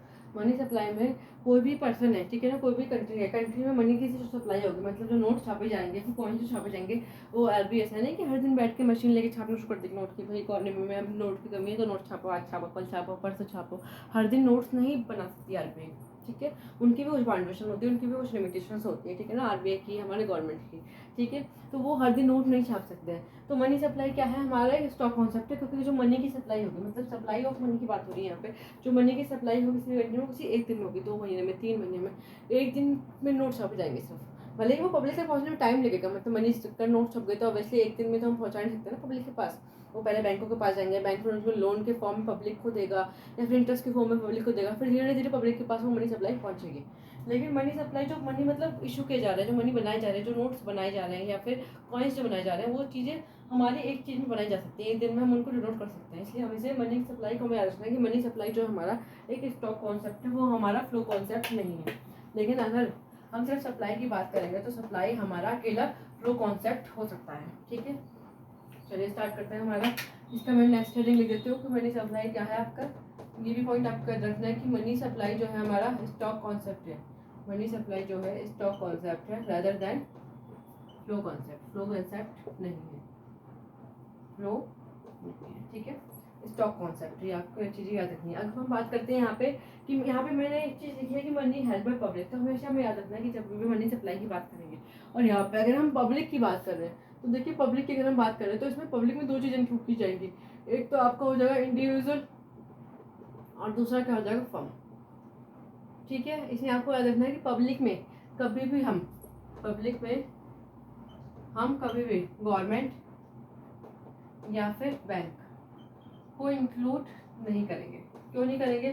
क्योंकि ये दोनों के दोनों ही मनी क्रिएटिंग सेक्टर है भाई, ये मनी को क्रिएट करते हैं, मनी को बनाते हैं, इनको मनी सप्लाई से मतलब तो है, लेकिन ये पब्लिक से डील आउट नहीं करते डायरेक्ट, ठीक है। बैंक बनाएगा या फिर मनी बनाएगा या गवर्नमेंट बनाएगी, तो गवर्नमेंट डायरेक्ट पब्लिक को नहीं देते हैं। जो हमारे जो आरबीआई जो है, जो बैंक हमारा नोट्स इशू करता है, ठीक है ना, करेंसी अथॉरिटी जो रखता है बैंक, या फिर बैंक को इशू से बोला जाता है आरबीआई को, तो आरबीआई डायरेक्ट पब्लिक से डील आउट नहीं करता, डायरेक्ट पब्लिक के पास पैसा नहीं पहुंचाता है, वो करता है जो भी हमारा अदर कॉमर्शियल बैंक है, ठीक है ना, अदर हमारे पब्लिक सेक्टर बैंक है, जो कॉमर्शियल बैंक है, ठीक है ना, गवर्नमेंट ऑथराइज बैंक है, उनमें वो करता है बैंक को पैसा पहुंचाता है, फिर धीरे धीरे उनकी सप्लाई करवाता है। तो ये चीज़ें हमारी क्या है, बैंक जो भी होगी, चाहे वो हमारा कॉमर्शियल बैंक हो, चाहे नॉन कॉमर्शियल बैंक हो, प्राइवेट सेक्टर बैंक हो, पब्लिक सेक्टर बैंक हो, या फिर हमारा कैसा भी बैंक हो, फॉरेन सेक्टर बैंक हो, उनको हम कभी भी यहाँ पे पब्लिक के फॉर्म में नहीं रखते। पब्लिक हमेशा इंडिविजुअल रखेंगे या फर्म को रखेंगे। फर्म मीन्स क्या है, कोई भी प्रोडक्टिव यूनिट या फिर कोई भी प्रोडक्टिव सेक्टर, ठीक है ना, मैन्युफैक्चरिंग यूनिट है, वो सब चीज़ें हमारी फर्म का पार्ट होती है, ठीक है। तो मनी सप्लाई में ये दो चीज़ें इंक्लूड की जाएगी और ये दो चीज़ें इंक्लूड नहीं की जाएगी, ठीक है। अब हम आगे बढ़ते हैं। आगे जो हमारा कॉन्सेप्ट होने वाला है वो है मेजरमेंट ऑफ मनी सप्लाई।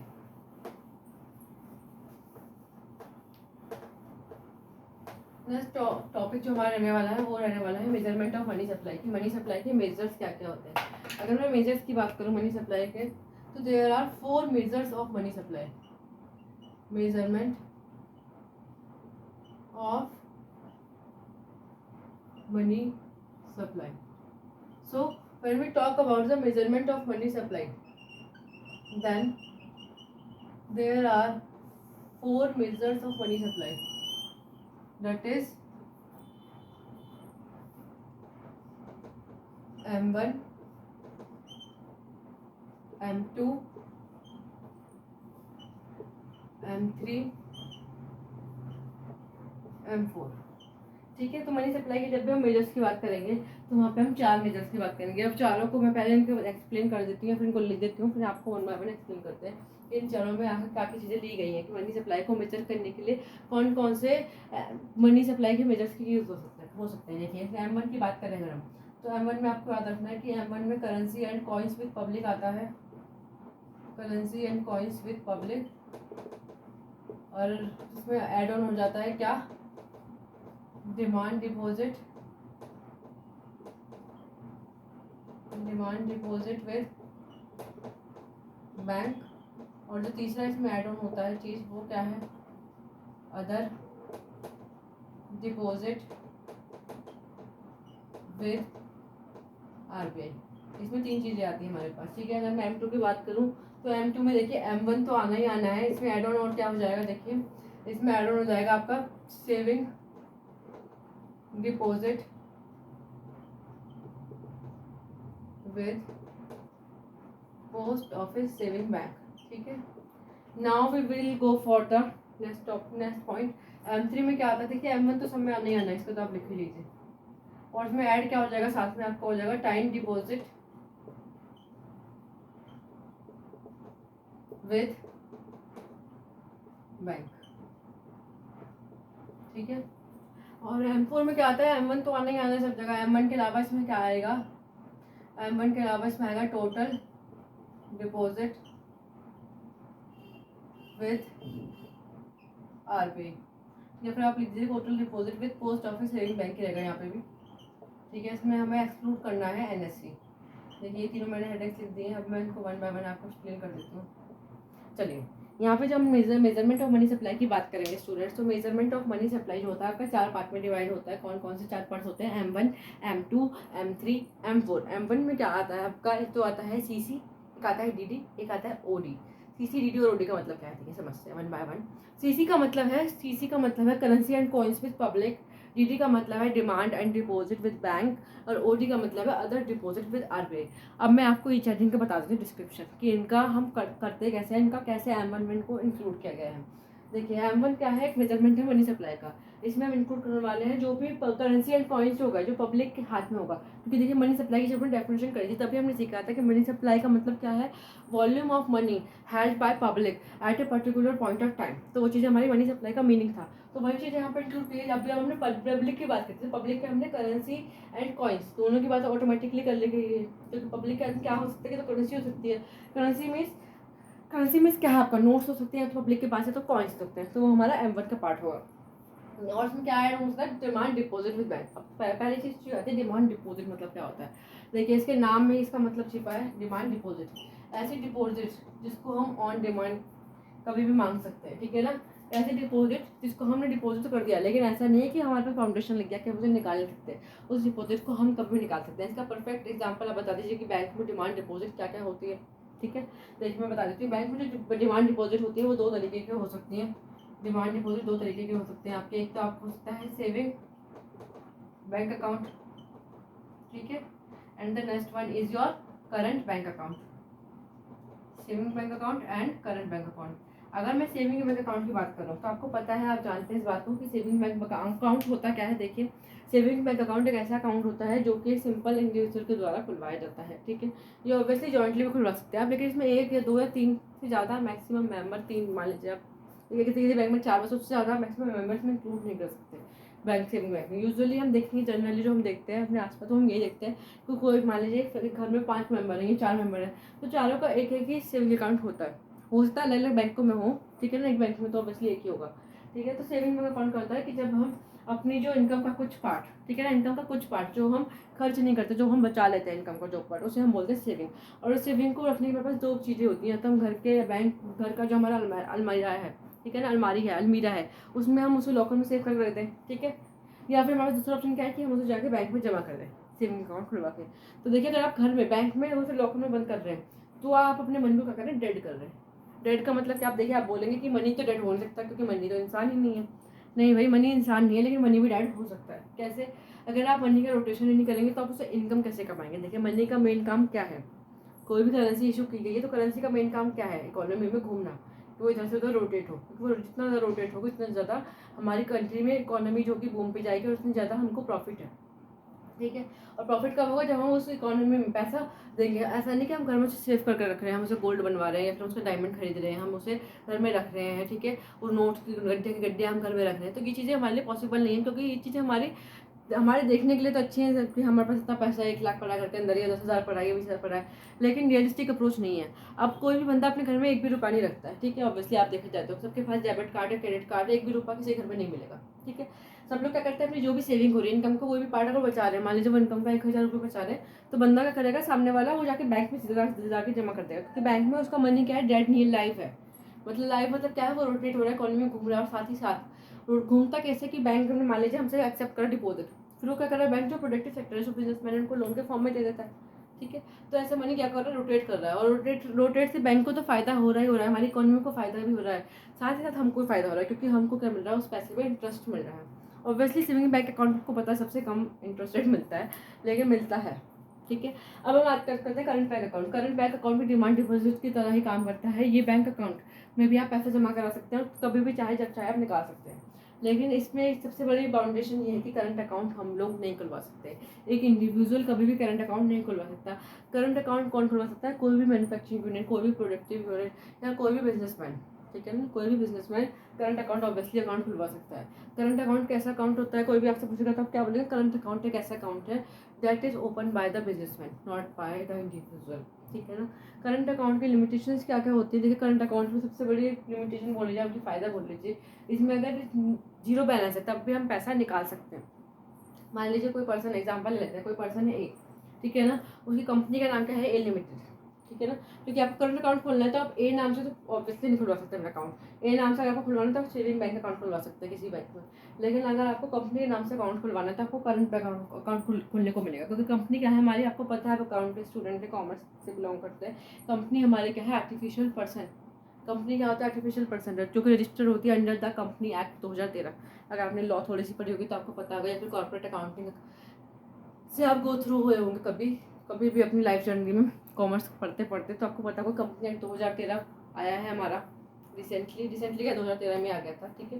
तो ये हम बात करते हैं करंट बैंक की। तो करंट बैंक अकाउंट जो होता है हमारा, वो कोई भी हमारी कंपनी या फर्म खुलवा सकती है, हम लोग नहीं खुलवा सकते हैं, ठीक है। तो करंट बैंक अकाउंट की लिमिटेशन यही होती है कि इसमें जीरो बैंक हो, लिमिटेशन ये इसका फ़ायदा है कि इसमें जीरो बैंक बैलेंस भी होगा, किसी के पर्सन के पास, कोई एक फर्म है उसके पास क्या है, लिमिटेड है, उसके पास बैंक बैलेंस जीरो है, तब भी वो 1 लाख का चेक बना के देगी, तब भी उसका चेक क्या हो, क्लियरेंस हो जाएगा, उसका चेक बाउंस नहीं होगा। क्यों नहीं होगा?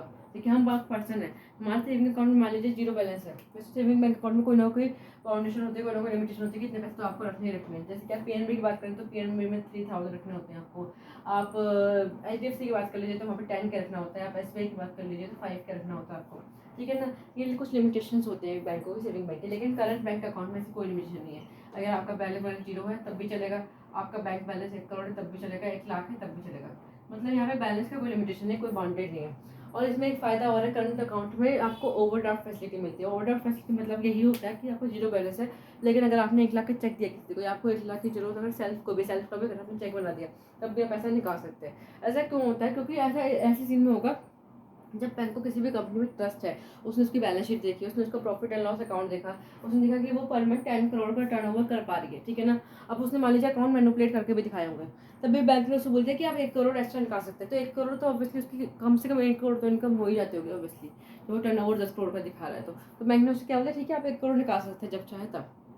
लेकिन अब बैंक क्या करेगी? बैंक इसमें बनेगी चालाक। बैंक क्या करेगी? इंटरेस्ट रेट हाई रखेगी यहाँ पे। तो करंट अकाउंट का इंटरेस्ट रेट हाई होता है, इंटरेस्ट देती नहीं है यहाँ पे बैंक, इंटरेस्ट लेती है।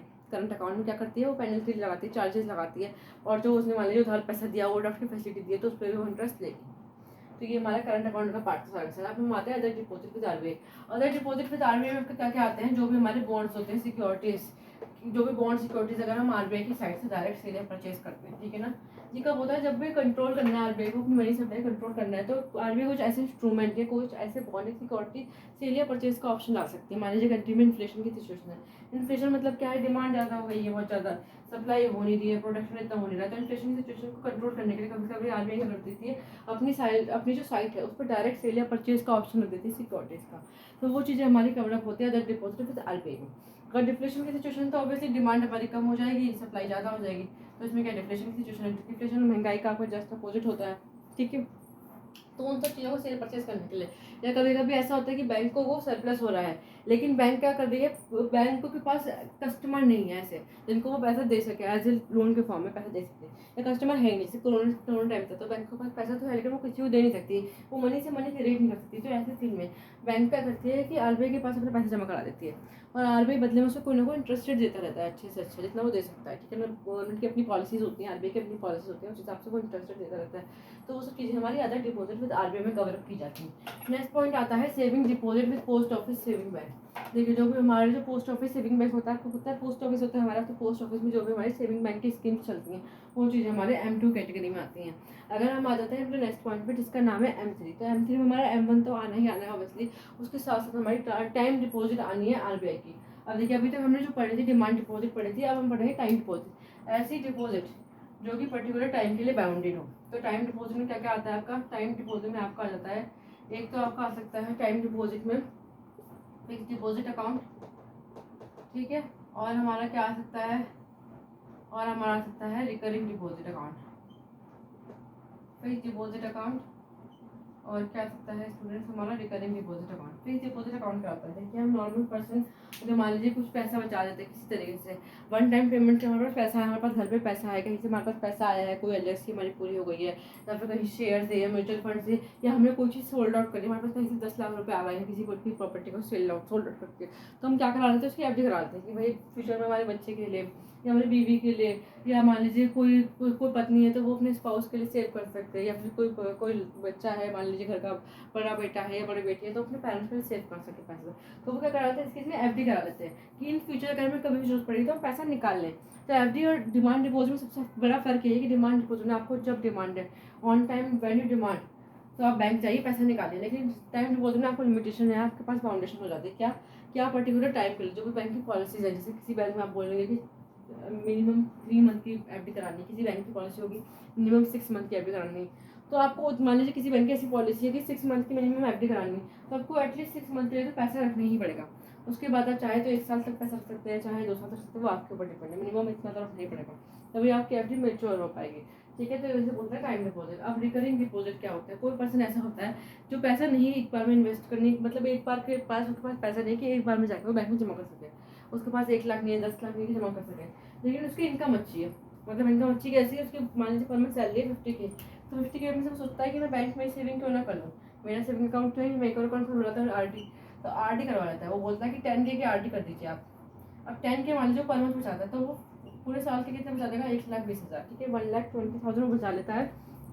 तो आरटी में ये फायदा होता है, कोई ऐसा पर्सन है जो कि एक साथ वन टाइम पेमेंट नहीं कर सकता, वन टाइम में पैसे सेव नहीं कर सकता, तो वो आरडी करा ले, पर मंथ उसके बैंक अकाउंट से खुद ही पैसे कटते रहेंगे और उसको इंटरेस्ट भी अच्छा मिलता है। लेकिन आरडी में भी यही चक्कर है कि यहाँ पे भी टाइम लिमिट का फर्क होता है कि आपको 6 महीने के लिए करानी है या 1 साल के लिए करानी मिनिमम। ठीक है, अब वैसे आप चाहें तो आप देखेंगे कि लोग बोलते हैं कि एफडी तुलवा दी हमने, कि हमारी बेटे की शादी होनी थी हमने एफडी तुलवा दी, या हमारे बच्चे की पढ़ाई होनी थी तो हमने एफडी तुलवा दी, तो हम एफडी या आरडी तुलवा भी सकते हैं, लेकिन फिर हमें उनका इंटरेस्ट रेट नहीं मिलेगा। हमें उनका इंटरेस्ट रेट तभी मिलेगा, उनका पूरा बेनिफिट तभी मिलेगा जबकि हम उनकी मेचोरिटी में उनको निकालेंगे, पैसे को वहाँ से बैंक से निकालेंगे। अब आता है total deposit with post office bank, post office saving bank.